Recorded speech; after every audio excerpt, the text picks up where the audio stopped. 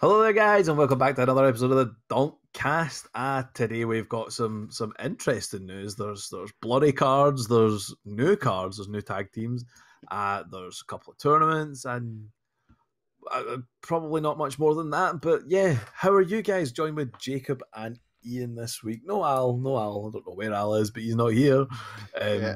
Al has a bit of a habit of doing this kind of thing, doesn't he? Where he just disappears and reappears, and nobody really knows what's going on. He's just some away. Sort of spectre that just floats in every now and again. Absolutely. We could quite easily go 6 months without seeing Al, and he would just turn up one day and be like, "Where you been?" He's like, "Around." Around. Had a cup of tea. He's away writing his one-liners. Yeah. So what have you guys been up to this week? Have you played any Pokemon, or has everyone just dual links out there, not like me? I've been playing a fair bit of dual links, but I've also been playing Pokemon. Obviously, we've got the Settlers Cup coming up on Sunday, and then there's Bristol obviously looming a couple of months down the line. So I'm still just trying to decide on what exactly. Try to decide on best deck and stuff like that, and deck that I'm most comfortable with, and some trying out some new things. But to be quite honest, man, like there's nothing that I'm really clinging on to other than Blacephalon. Fair enough, man. Like I think I've kind of made the decision to roll with that and just try and hone it as much as I can, play it as much as I can against. The problem with playing on the Versus ladder is you never know what you're going to get. Yeah, like I keep getting drawn against Salazars, right? And I'm like, this isn't even difficult. Like I can just take that. This is just an easy win. See, if I play Salazars all day, it'll be great. But like I want to play things like Pikarom, I want to play things like Zapdos Jirachi, which I'm not seeing as much of because folk are playing random rogue decks and things like that, and all kinds of things like. But they play the rogue decks on the ladder, but then when it comes to the tournament, it looks like it's just the same decks that keep popping up and popping up. Exactly, and I really want to get a bit more practice against these decks. So we need to start ramping up the testing, I think, a wee bit and trying to get a handle on I would agree. These kind of matchups. But yeah, that's been a bit out. Cake Pop still rules. Cake Pop still rules. What about yourself, Jacob? What were you playing on Thursday? I didn't actually see. Well, I'll be honest. I'm slightly heartbroken because my Wailord was working so well. It was like I was speaking of road decks. Like I was starting to get so excited about this deck because out of all the games I'd played, I'd only ever lost 2 games. Like I always won a best of 3, and I was like, right, okay, that's fine. This is consistent. This is good. This is perfect. And then Thursday night, I lost every game. Thursday night, every game was the same. Wailord, attach, pass, attach, pass, attach, pass. No draw support, attach, pass, attach. Oh, sugar, I'm knocked out. Okay, what else did I do? So, yeah, it was. I feel as though maybe it was just an off day. So it's back to deck building for Jacob. I know. I'll stick with it. I'll play it again this week. I'll see how it goes. If it fails again, then I don't know what I'm gonna do. Fair enough, man. Fair enough. So I'm still trying to recover from the heartache of Thursday, but we're all good. We won't dwell on it. I think for myself, it's literally been. It's been a one deck format for me again. It's literally just Ultra Necrozma bust. I'm absolutely loving the deck. Took me all the way to 9th place in Pokebeach. I scrubbed out when it came to my winning in for top 8. 9 players finished with the record worthy enough to get into top 8, and I happened to be the one that lost the winning in. So never mind. I was going to say there's always next month, but there's probably not next month. I'm considering keeping my subscription around for another couple of months just to get the articles, but then there's also other article websites that I would kind of like to check out as well. So I don't really know what I'm doing with that just yet. John, you've tried the I read it for the articles excuse before, and nobody was buying it then either.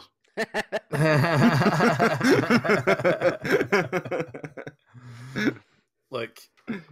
I just like Pokemon, man. Do you know what I mean? I enjoy the articles, but like the tournament was really what drew me into Pokebeach to begin with. I'm not gonna go into it again because we talked about it last week. But Gutted that I can't really take part in the tournament anymore because I really do enjoy it. That's twice I've finished, or 3 times I've taken prizes from it.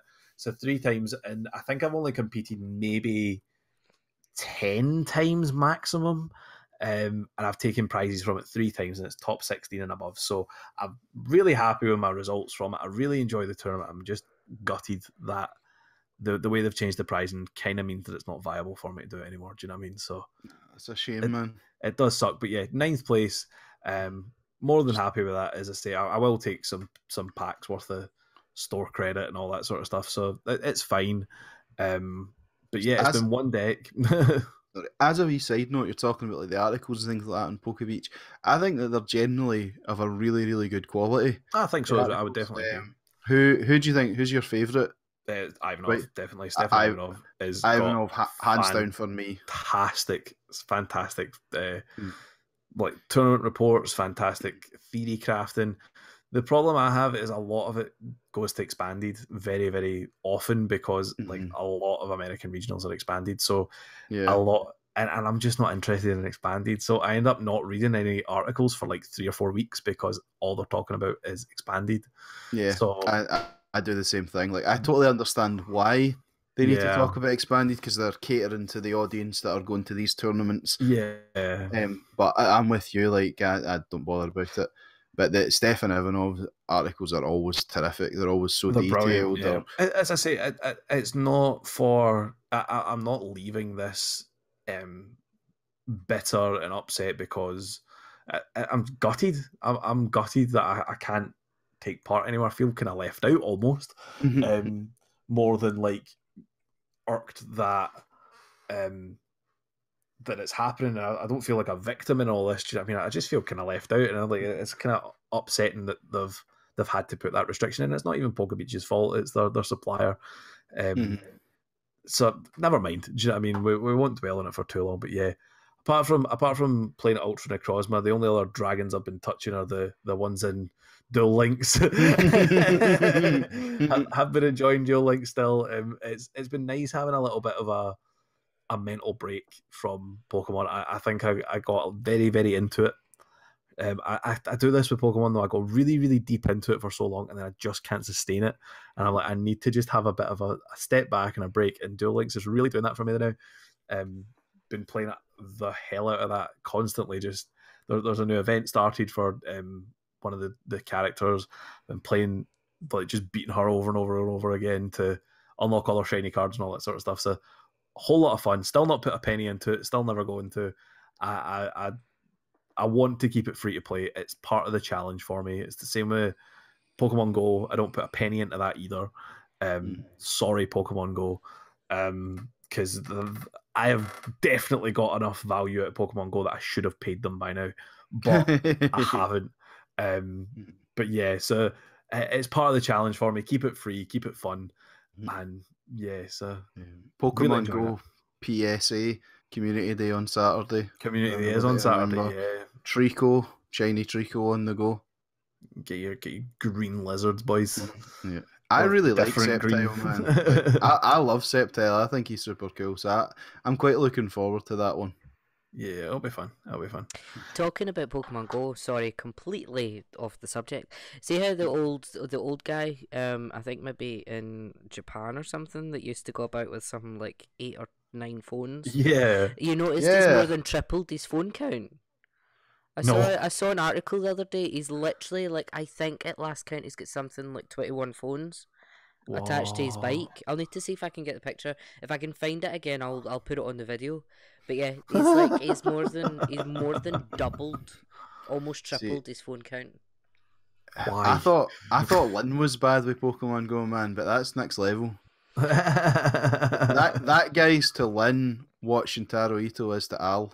You know what I mean? Like, the thing is, I mean, if you've got 4 or 5 accounts that are, say, max 40 with decent Pokemon, I mean, you can solo a legendary. Yeah, most raids. So why do you need? Yeah, why do you need 20? Like, I think 5 is the reasonable number, 5 to 6, not 20. One thing I can think of is he's maybe selling the accounts. That's. I suppose it's possible. That's the only thing. I mean, if I was playing 20 copies of Pokemon Go, I'm selling some of those accounts. Here, and they're no cheap. Not bad. Sorry, Pokemon Go. Yeah, let's forget about Pokemon Go for now. We'll jump into the news. We've got some shiny new cards. First up is Black Belt. No, it's not. It's not Black Belt. First up is Garchomp Giratina GX. New Tag Team GX. It's looking pretty decent, actually. For one, colorless linear attack. Oh, sorry, it's a Dragon type with 270 HP. Linear attack is going to do 40 damage to one of your opponent's bench Pokemon. Psychic, fighting, colorless. Calamity Edge, 160 damage. If your opponent's active Pokemon already has any damage counters on it, this attack is going to do 80 damage more. 240 for 3 energy is really, really nice. GGN GX Psychic Fighting. Discard one of your opponent's Pokemon and all cards attached to them. If this Pokemon has at least 3 extra fighting energies attached to it, in addition to this attack's cost, discard 2 of your opponent's Pokemon and all cards attached to them instead. So not a bad GX, guys. No, I mean, this is another one that just is screaming Malamar, isn't it? Oh, yeah, definitely.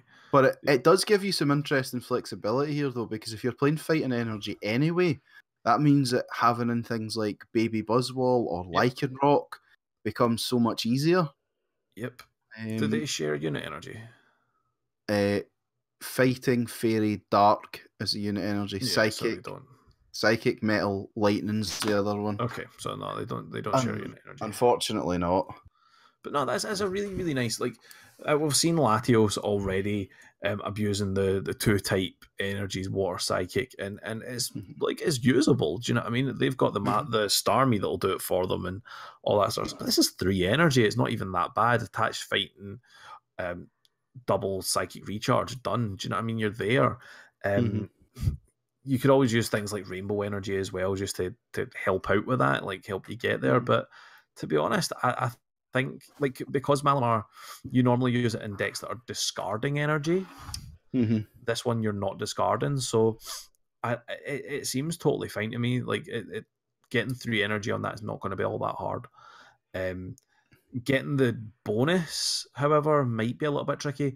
The only thing I would do is maybe use a Flying Flip, but then you're probably going to play Giratina if you're playing Malamar. Oh, of course, yeah. You could play Baby Giratina. That would probably be a much easier way to do it, wouldn't it? And just tap them for 10 and then just do 240 damage. Really, really nice. It'd be quite interesting because you've got this to deal with tag teams. Because you're going to be dropping 240, 270 with a choice band, assuming that there's a damage on it.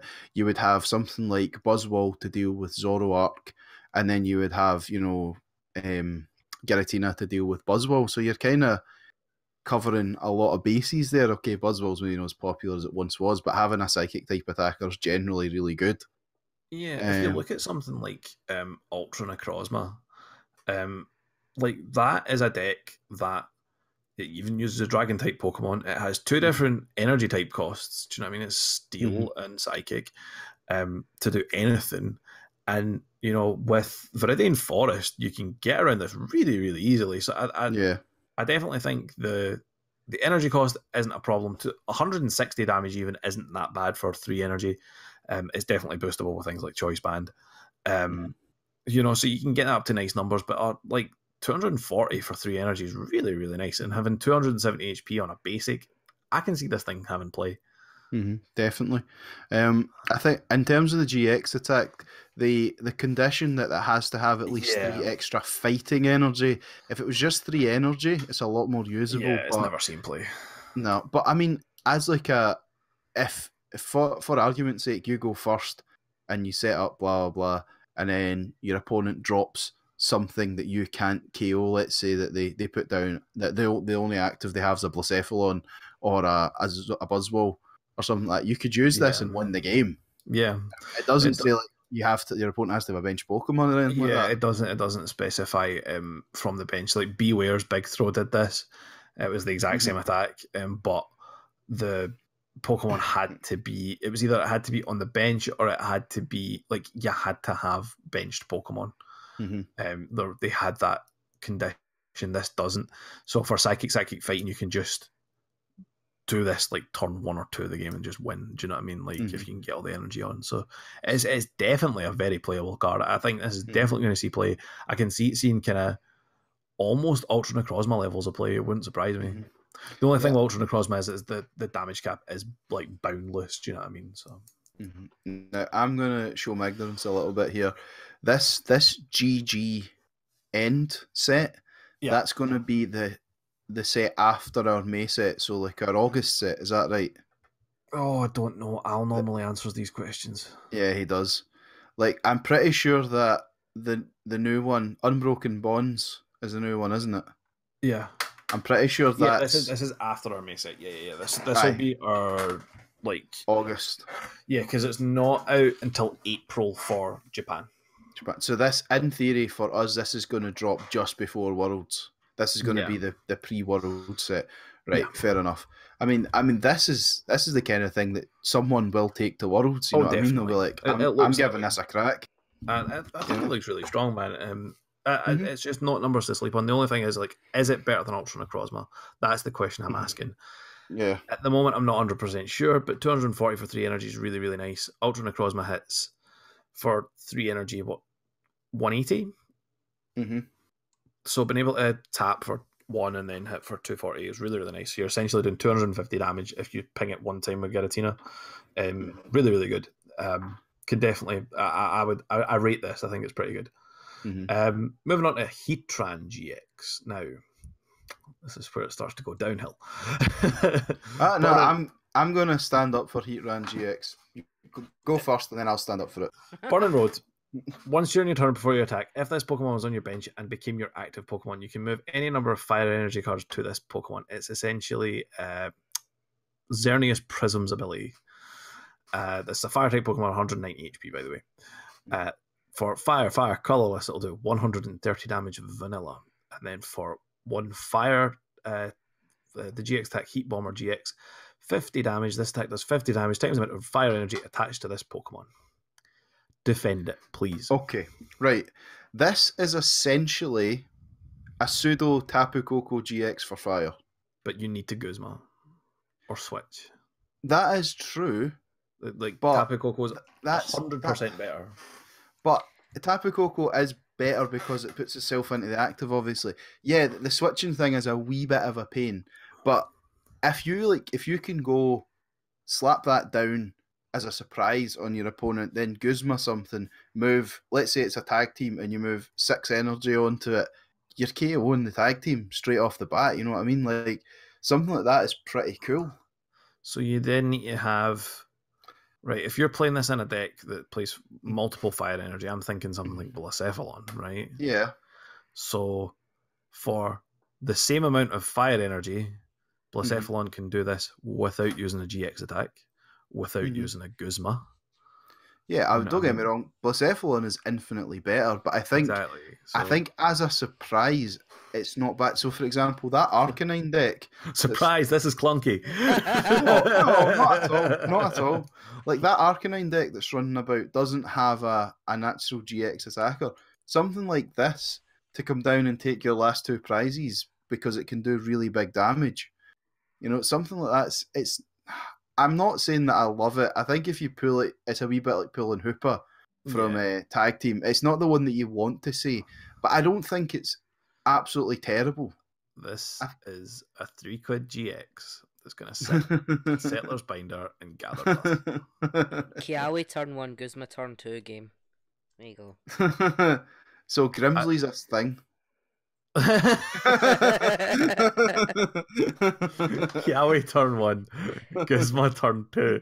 You're essentially your game by hitting like 200 damage. Like, it's just not good enough. It's really not. 250 if you get the energy in hand.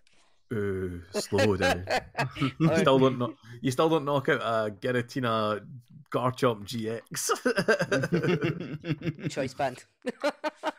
So Grimsley's a thing. This is better than Choice Band. Move up to 3 damage counters from one of your opponent's Pokemon to another one of your opponent's Pokemon. I mean, I like this. This is like a nice little supporter. Of course you like this. This is spread. Yeah, of course I like this. Spread, tap baby Lele. Let's play counter energies and move damage counters around. You love this. I love it. I love it. I genuinely do. Like as simple supporters always end up being really good. Something really, really easy to just go, I'm going to move 3 damage counters. Something that always irks me when I'm playing Ultra Necrozma. There's always turns where you could just be like, I need to take 3 knockouts here, and I've only got 2 knockouts on board. Being able to just go, I'm going to move 3 of those damage counters here, now I win. Like, this is a card that could win games in the right deck. Will it see play? I'm not 100% sure. It's one of those, maybe, but there's no drawback. You don't have to discard cards to do this. You don't have to have X amount of cards on your board or in your discard pile, whatever. This is literally move 3 damage counters from one of your opponent's Pokemon to another one. Nice, simple, easy. It's definitely usable. I mean, it's clearly here to be theoretically played with Garchomp Giratina, because you move the damage counters onto it and then you do the extra damage from Calamity Edge. I think you're right. I don't know if it's quite good enough to see. But some decks probably will love this, and you could maybe see it as a one-of in one of those kind of decks. Yeah. But then you need to think, is this too situational? Is it worth the deck spot compared to something else? I don't know. Possibly. But you're right that it feels like it has a place. It's just whether its place is good enough. See a black belt trainer. It's a new tool card. If you have more prize cards remaining than your opponent, the attacks of the Pokemon this card is attached to cost fighting less. So, if you have more prize cards remaining than your opponent, you can attack with your Garchomp Giratina for fighting less. Mm-hmm. Interesting. It's essentially counter gain, yes, specifically to this.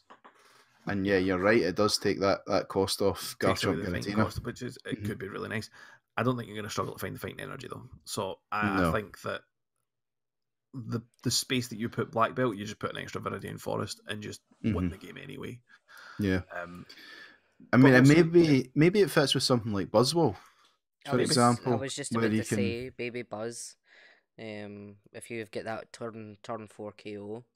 Or turn 4 shop, 4 prize. Yeah, 4 prize KO. Yeah. Mm-hmm. Or it lets you, similar to how counter gain was used, lets you get an early dangerous rogue off. Could let you get an early knuckle impact or absorption off. You know, there's Aura Strike. Yeah, yeah, exactly. There's definitely some utility in this. Yeah, definitely. Like there's definitely. It makes a lot of sense. It's very nice. The only thing is, I mean, you could adventure in bag. It's not really searchable apart from adventure in bag, but then you're going down a real rabbit hole there. If you're going to use it kind of techie, as you're saying, that's the only thing I would say. We're getting Driftblim, which is the first one of these blurred cards. Now, sorry, Jacob's flying away in his motorbike. Sorry, I don't even know who that was. I'll edit that out. No, it was me. No, don't be daft. Some guy. No, leave it in. Some guy outside. So the 2 cards that there's blurring on have a section of the card blurred, and it looks a little bit yellow. The article on PokeBeach suggests that it could be a Raichu and a Alolan Raichu tag team GX. They're both both cards that have blurring on it. We'll talk about another one in a minute. They both have this blurring, and they're both featuring tag team Pokemon in some way. So Driftblim for 100 HP has the ability to tag carry. Once during your turn before you attack, you may switch your active tag team Pokemon with one of your benched. Fine. And then 3 colorless, 70 damage. Like, it's fine on a basic. I think on a stage 1 it's not good enough. I don't think it's good enough either. It's so specific. Like, surely playing something like just play Switch. Yeah. Like this takes up to 2 deck slots. Whereas Switch, just play 2 Switch, and they're much easier to get a hold of if you're playing things like Volkner, for example, already, or Jirachi. Yeah. It would be Belois.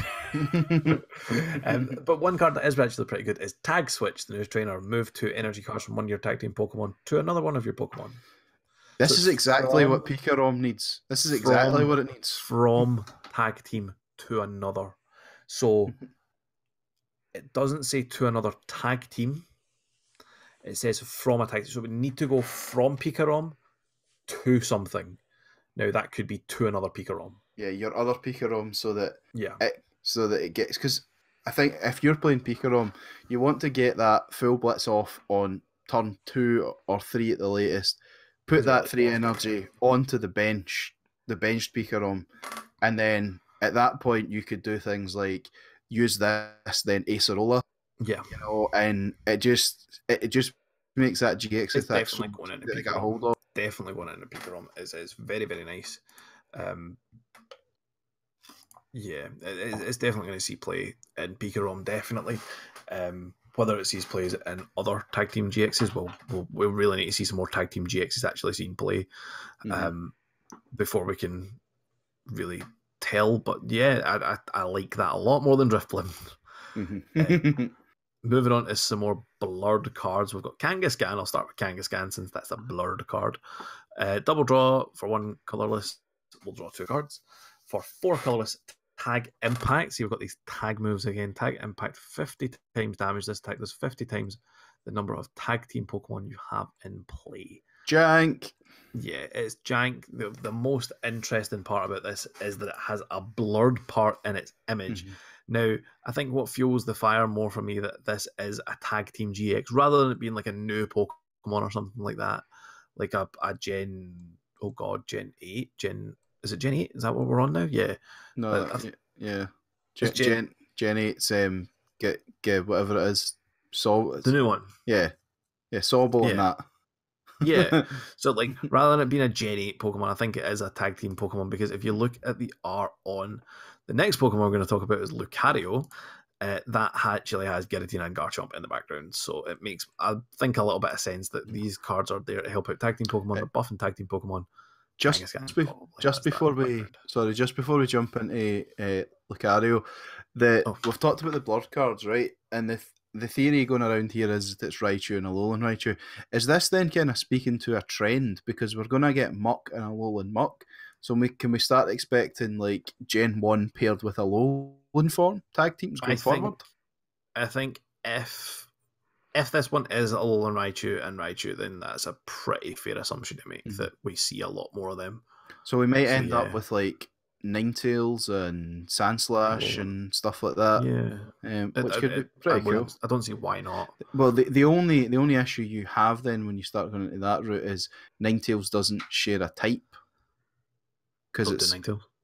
Yeah, but then but it could then be speaking to dual typings again. Possibly. We kind of only just had dual typings though, so I don't see them doing that anytime super quickly. Possibly. I just miss Volcanion. If it is Raichu / Alolan Raichu, what kind of things are you expecting from it? Speed. Yeah. Raichus are normally relating around like gathering either energy or Pokemon or something. Like it's normally like a cumulative thing. Yeah. Like so like we had Circle Circuit that, you know, added damage for Pokemon on the bench. We had the Raichu GX that added damage for Pokemon. So I would guess it would be like some sort of for all the energy in play or in your discard pile or something like that, then that I would expect like to have a really small number that becomes a really big number. Yeah. You know, like 30 plus 20 more for each lightning energy in your discard pile or something crazy like that. So I don't know. That would be my guess. Could be interesting if we see something along those lines. And the surge, the Alolan Raichu would then add like probably free retreat, some sort of switching ability maybe, similar to like Zeraora.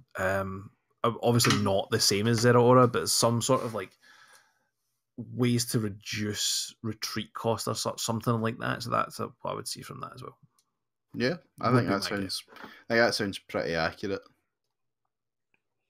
I mean, we're speculating at this point. We don't even know if it's Alolan Raichu and Raichu, but yeah, I would think that it seems kind of obvious that it's yellow Pokemon and yellow Pokemon, at least. It's a yellow blur with, it looks like a kind of white circle that looks as if it could be a wee Raichu belly. So we'll see. Lucario, stage 1, fighting type Pokemon, 120 HP, has the ability to tag coach your tag team Pokemon, take 20 less damage from your opponent's attacks. Yeah. And then fighting double colorless, max straight 90 damage. Jank. Yeah. I mean, 20 damage is 20 damage, I suppose, and you can stack them. So jank adjacent. But yeah, it's just. I mean, if you've got 4 of these in play and you're taking 80 less damage, then that's great in something like Salazar, for example. Yeah, but then Salazar's already filled its bench. Yeah, you're playing. I mean, do you play this instead of Shaman? I don't know. I don't know. Well, I mean, there is an argument that this could be better than Shaman because sometimes you're building up to a one shot on it rather than doing chip damage. So, and this would make that even more difficult. But Shaman's a basic. You get it with Nest Ball, all that kind of stuff. I don't know, like maybe Magilord Stall. Maybe it goes in that. I'm thinking it's Jank. No, it is. I wouldn't even put it in Wailord. Yeah, but you play attacking Wailord. I'm talking like a Stall. Yeah, that's fair. I agree with you. I do think it's Jank. I don't think it does enough. But the fact that they stack makes it mildly interesting. So there's a Meloetta. 90 HP. Not seen a Meloetta in a while. 90 HP fighting type Pokemon. Tag Yell. Attach an energy card from your hand to one of your tag team Pokemon. Double colorless Meteor Step. 30 plus. Flip of coins until you get tails. This attack does 30 damage for each heads. Jank. Play it with Victini. It'll be fine. Will it though? No, it'll be terrible. And a quick note that there is a new set being announced for Japan's July set called Remix Bout. Features Charizard, Blastoise, and Venusaur. So chances are there'll be GXs. We don't know yet. But yeah, that is the news on that. Yeah. Jumping into the tournament report. 3 tournaments last weekend, or the 16th. So a couple of days ago. But yeah, 3 tournaments. We'll start with the expanded one. Regional in Greensboro. And it was won by Drampa Garb, because apparently that's still a thing. And our boy Azul takes second place with Archie's Blastoise. Nothing overly crazy. There was a couple of Pika ROMs in the top 8. That's fun. That deck that played Herdier Stoutland, sorry. Shock Lock, yeah, with the Raichu. That's kind of mildly interesting. It's cool that it got so high, but it's toxic. It's good to see Drampa Garb doing well again, man. I miss that deck. It's like expanded is just the format that doesn't die. Like stuff just can be good at all times. It's kind of weird. Yeah, like interesting that the last expanded regional we talked about, which was only like a week ago. It was by Night March. It was Night March with like 4 Trevenants in top 8, and none of them are anywhere near this. As far as we can tell. I've literally just clicked on that last week's regional, and there's more decks put into it, and Stefan Ivanov got 20th place with Hitmonchan Wobbuffet. What a hero. What a hero awesome, to the masses, man. That's amazing. There's awesome. Actually a few. Oh my god, there's 2 more. Zach Lesage and... Hey, I love Zach Lesage. John Eng. Yeah, I know John Eng, yeah. Personally, yeah. Yeah, we go way back. We go way back. I know the name. Yeah. Oh, wow, that's cool. Okay, I didn't know that had happened. That was news to me right there. That was fun. When I seen that top 8, it was just Trevenant, and I was like, oh, okay, whatever. We had a regional in Perth, standard regional, with a very standard result. We had Zoroark taking the top place, Zoroark taking the second place, and Zoroark taking the third place. But it only had 81 masters, man. Like 81 masters at regionals, yeah, that's mental. Like I'd love to go to that regionals. Here, if I can get like pretty high up in a 96 player tournament, I could do pretty well in an 81 player tournament. Well, yeah, that's kind of my thinking as well. But yeah, as you said, there's nothing too surprising. Australian regionals are never that massive anyway, are they? I don't think so. I do find that a wee bit strange though, that like that when you look at the top 8 here, that's all we've got. 7 of the players are Australian, 1's Malaysian. I kind of thought some of the Japanese players might go down to Australia. They might have went, they've just not made top 8. Could be. Maybe it's time of year, money, whatever. And last it's regional distance. The last regional in Perth got 71 masters. Mm-hmm. There was Brisbane, December 2017, with 82 masters. There was a couple with like around about 100. There was one that had 150. Do you know what I mean? Like it's not. They're never huge. So 81 is probably about right. Mm-hmm. Yeah, we don't see anything too crazy. It's all in order for us though. So a bunch of Lucarios, three Lucarios, top 3. Then we had a Zapdos. We had 2 Pikachu Zekroms, and then 2 Ultra Malamars. Nice and easy to predict meta there. If that's a like a snippet of the day, that's a very like standard meta. Yeah, absolutely. No Magi Wailord rocking the top 8 there. And then regionals in Chile, won by Gustavo Wada. I actually clicked it twice because I was like, no, he just won a different one. Yeah, he won a special event in Cairns and has now won the event in Chile. And he played Pikachu, Zekrom, Zapdos. Big, massive surprise there. That is winning another fairly big tournament. 194 masters at this one. Then we have Blacephalon taking second place. Woo! Cheers from the audience. Lucario taking third. Zapdos was 4th, 6th, and 8th. Blacephalon took 5th, and Zoroark took 7th. So again, a fairly reasonable meta. Like there's nothing much to talk about here. There was some cool lists at the Perth regional. I did notice there was the Zapdos list, I think it was, teched like a Pikachu Zekrom. I thought that was kind of cool, but like it's not anything I've not seen before. It was more like an electric box focused around Zapdos, which I kind of liked, and it's definitely something I think I'm actually going to test out now that I've got that one Jolteon GX that you snagged for me the other day. Ian sharked a Jolteon for me, Jacob. I don't know if you were actually there at that point. I came in and he was like, "You owe me £4." I was like, "Why?" He was like, "You just owe me £4 here." I was like, "Okay, no problem."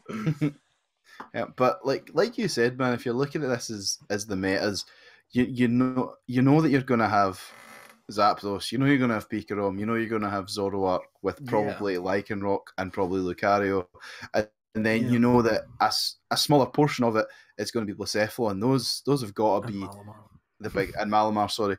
Those are all got to be like the biggest, the 5 biggest decks that you have to be expecting. Yeah. The problem is it's fair enough to kind of look at this in the regionals context or the special event context, but when you go to a League Cup, Christ knows what anybody's played. Yeah, when you rock up to a League Cup, you just don't know what you're sitting down across the table. In fact, I remember going to even regionals last time, and was expecting the big 3 were like Buzzwole, Zoroark, Malamar. I was expecting all 3 of them.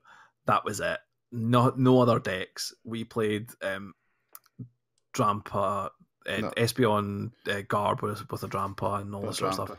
Yeah. So we were kind of. Buzzwole was the big thing at that point, so you were trying to counter Buzzwole. We were trying to counter Buzzwole, and I think I seen like 1 Buzzwole out of my 4 rounds or 5 rounds that I played.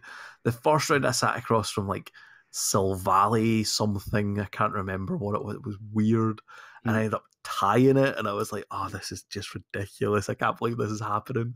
You know, and then I played like 2 Malamars and then scrubbed out. Do you know what I mean? Like it was just one of those days. But you know, I played a Xerneas break at that tournament, man. Like, oh mate, that was. Like, I don't even know Xerneas break was still a thing at that point. It wasn't. That's the thing. So it's just one of those, like, you just don't know what you're walking into whenever you go to a tournament. But like if you see the top 8 and that's the decks that are coming out of it, you know, it's Zoroark, it's Pikarom, it's Malamar, it's Blacephalon, and Zapdos as well. I'll call it Lightning. rather than Pikarom. But that's what we're expecting. That's what's doing well. That's what's hitting up these tournaments. That's what I'm playing. I'm playing something along those lines, and I'm happy with it, I think. So, yeah, if MD's sitting across from me when we finally get to Bristol, then you know I've got one of them. I ain't taking no space. No, it's not a time for space. It's not a time for space, yeah. So before we wrap it up, is there anything else you guys want to chat about?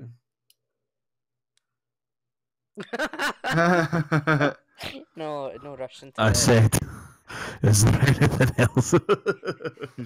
Right, okay. No, I think it's all good, man. So now that we're finished talking about Pokemon, I'm going to spend the next half hour just discussing Duel Links. And, and while I'm doing that, I'll put the music on from the game. We'll play along together. Oh, no, it's fine. I can do that myself. Never mind. Thanks very much for listening, guys. We'll see you next week.